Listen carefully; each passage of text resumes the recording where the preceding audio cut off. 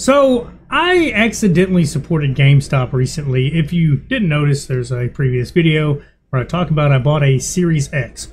Now I've been wanting an Xbox. I went through town. I mentioned real quick a recap that it was hot as shit. It was hot everywhere. I went to 3 stores and finally had to cave and go to GameStop. Now I could have ordered it, but I'm a very impatient person. I'd rather just go in person, see it, buy it, leave, and hook it up. And a lot more shenanigans popped up after that and some bad luck. But that's not what I'm here to talk about. I'm actually here to talk about kind of why I don't support GameStop and why it actually pisses me off a little bit that I kind of had to cave and give them my business, at least for one purchase. Now, this is nothing against people that work at GameStop. I know you're just going off policy, but there's 2 reasons why I don't support GameStop. I'm going to go ahead and go with the first one, my biggest flop that ever happened. And if anybody's ever been to GameStop, you know what I'm about to talk about, the trade-in offers. They were abysmal at one point. In fact, still probably today, the worst you can get. I remember, and I actually mentioned this in another previous video, I was raged out, got mad at Call of Duty, I don't know, 15 years ago, threw a controller, which was a PS3 controller, and it was my OLED controller. I didn't have a good job, and I was pretty much broke all the time. I was only playing Call of Duty. And it landed in a bowl of milk, ruined the entire controller, couldn't work, which was dumb me. I got mad, and I had to cave. I had a small, nice, humble collection of PS2 games. Only titles that I actually liked, and some of them were quite awesome. Well, unfortunately, young me didn't understand, first off, patience. A second, trying to figure out another way to do this, I traded them all in. And a lot of them were my favorite games that I've never gotten back, and I am slowly trying to find and buy them one at a time. But old me traded all these in. I had probably 30, 40 games. I traded in a lot of them, and I only got maybe $1 per one, and even then I did not have enough to buy a new controller. At the time, I ended up buying one of those shitty GameStop branded, almost like Mad Catz controllers. I had spring-loaded, like actual spring-loaded R2 buttons and L2 buttons, or R2 and L2, and it was horrible. Not very accurate. Couldn't read most of my inputs. The buttons were stiff. It was just a horrible experience. But I was mad because of all that. Now, I knew it was an older game, so I was like, I chalked it up to, well, they're older games. Maybe that's how the world works. Let's fast forward a little bit. A very ignorant me, still not a big gamer, I went and bought Mafia 2. Now, I regret that I did not enjoy it at the time. I played through it, played it on the hardest difficulty. I was like, well, this game's too easy and I don't like it.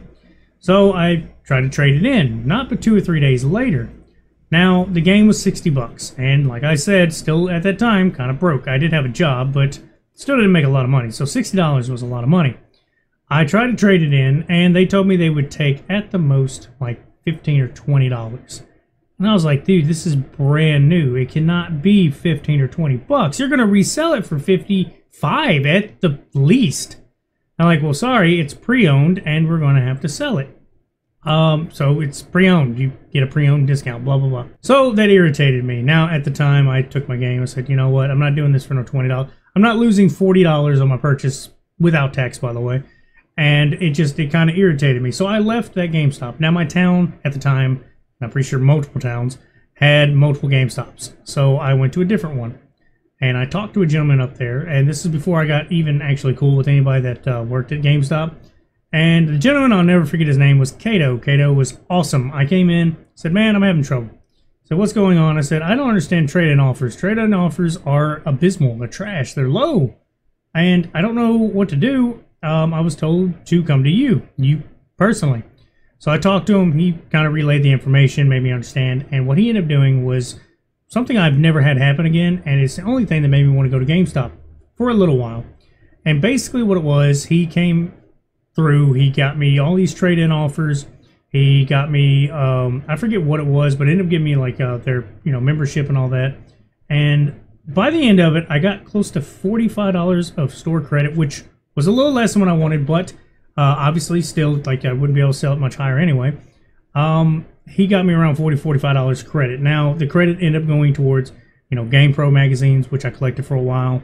It got me the in-store credit of like $35 after all that and whatnot. So I told him, so what's the grand total? He said, basically, I can get you like $10 off a pre-owned game, this, that, and the other, whatever. Well, all he ended up doing, which gave me, you know, good customer service, I ended up staying at that store, specifically that store. And I only ever shopped at that store, which introduced me to more workers. One guy who in the future would become a big manager. Now, that's where my problem came in a second time.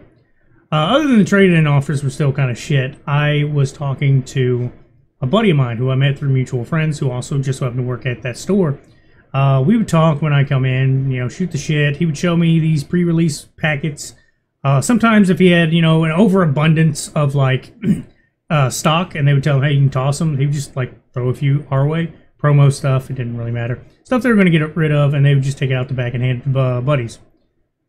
So what ended up happening is they were doing this grand, like, you know, downsizing basically, which wasn't that long ago. And they were shutting down stores. Well, it just so happened they moved him to a store just to shut it down, and they were trying to let him know, hey, you're going to have to, you know, find other employment. I can't remember the details, but basically they were getting rid of him. Well, they got rid of him, and at that point, I was like, yeah, I'm done. I'm done. The people they kept employed were absolute dog shit people. They were horrible customer service, repeated assholes. They just did not care. They were there to get a paycheck, and I don't think they could do much because there was only one GameStop. And actually, one of those assholes are still employed there today. But basically what happened is he got a call back. They gave him a higher position. But that was like 6-7 months of him having to find another job, get back into the physical labor of things because, you know, he was a store clerk for so long and actually a key holder by that point. And him losing his job made me lose respect for the company a little bit more. Now, this is isolated, I'm sure. This is not me dogging GameStop. This is my own personal reason why I just don't support GameStop. I thought the practice was a little shitty, and I don't like the trade-in offers. They're absolutely abysmal. I will say that every single day for the rest of my life. I do not like the trade-in offers.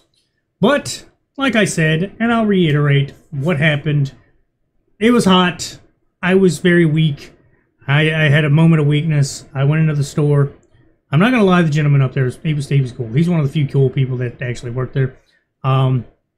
I straight up walked to the counter and just asked him what I wanted, and I had him set me up for, you know, charging docks and other things so I can have, you know, a decent setup so it'd be a lot more easy for me.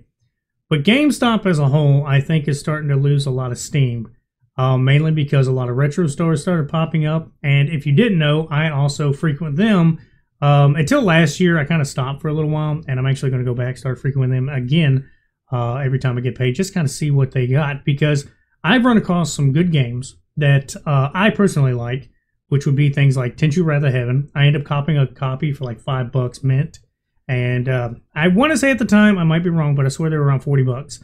I ended up getting all the Spider-Man PS3 games for roughly, I think, like $40. Wolverine Origins, which is a really good game from a terrible movie. I liked it. I was able to get it. Captain America, I only got it for novelty reasons. I know it's not the best game, but it's not actually that bad. It's kind of cool. But basically, I still frequent a lot of retro stores. There's actually a new one that opened up super clean that has a heavy set of Castlevania games, which I definitely got to go through. They're so expensive, but I'm going to try to go back up there at some point to see if I can't get a couple mint copies. I would like to also put on my shelf because all the RPG genre of that, the Metroidvania style of it, before they or after they actually went to, you know, the Metroid, you know, route, are fantastic games. I want to add those to my collection. I know this is a bit of a rant. It has nothing to do with GameStop now, but that's why I've kind of drifted away from GameStop, because they've become better options. Amazon's okay. I bought a Full Metal game the other day, and it's a beat 'em up, which is weird. I'm used to them being RPGs, but it's all right. It's the entire story of 03. I may have mentioned that in the video. If I did, I may have cut it. If I didn't, I'm repeating myself. Not to mention, a retro store is actually where I got all my Final Fantasy PlayStation 1 games, so that's why they're on the shelf, except for 7. That's the one that I actually had since I was a kid. But if you got to the end of my video, I appreciate it. Please like, share, subscribe, tell everybody about me. I do appreciate it. Every view, every, you know, interaction has been awesome. And also, quick little recap as of today, because it's Friday, but I'm recording this the day before. I will be streaming as long as possible, Saturday and Sunday. I literally have nothing to do, so I'm going to stream all day. Come on by. I'll be doing Elden Ring, the DLC. I power leveling at the moment off stream. And yes, I'm a scrub. Go ahead and give you that out in the open. I'm not a try-hard. I'm just playing it to enjoy it. But yeah, y'all have a good one.